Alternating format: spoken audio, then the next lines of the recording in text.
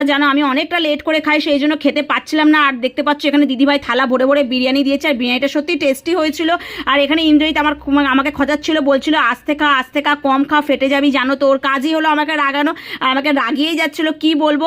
আর guys সত্যি বিরিয়ানিটা tasty হয়েছিল, কিন্তু বেশি ভালো লাগতো যদি আমরা সবাই মিলে একসাথে বসে খেতাম। আর এই বিরিয়ানিটা শুধু কিন্তু দিদিভাই রান্না করেনি, এই বিরিয়ানিটা ওই যে সবকটা ছেলেকে দেখালাম তারা সবাই মিলেই রান্না করেছে, ঠিক আছে। যাদের বাড়ি আমরা গেছি তাদের বাড়ির কর্তা আর গিন্নি এই যে দেখে পিছনে দাঁড়িয়ে রয়েছে, দেখে যাচ্ছে যে কি জিজ্ঞাসা করেই যাচ্ছে সমানে কি লাগবে কি না আর কি দিতে পারবে, মানে কি বলবো এতটাই ভালো ওনারা যে বলার কিছু না। মানে কিছু কিছু মানুষ দেখবে থাকে এরকম যে সত্যি মানে খুবই ভালো মনের মানুষ হয়, তো সে মানুষের সাথে মিশতে জানে এবং মানুষকে আপন করতে পারে, সেটা সবার মধ্যে ট্যালেন্টটা থাকে না, কিন্তু কিন্তু যাদের মধ্যে এই ট্যালেন্টটা থাকে যে সবাইকে নিয়ে বাঁচবো সবার সাথে আনন্দ করবো, তাদেরকে ভগবান মানে ক্ষমতাটাই দেয় না আর কি, মানে তারা ইচ্ছে করলেও কিছু করতে পারে না। আর যাদের অনেক অনেক দেয় ভগবান তারা কিন্তু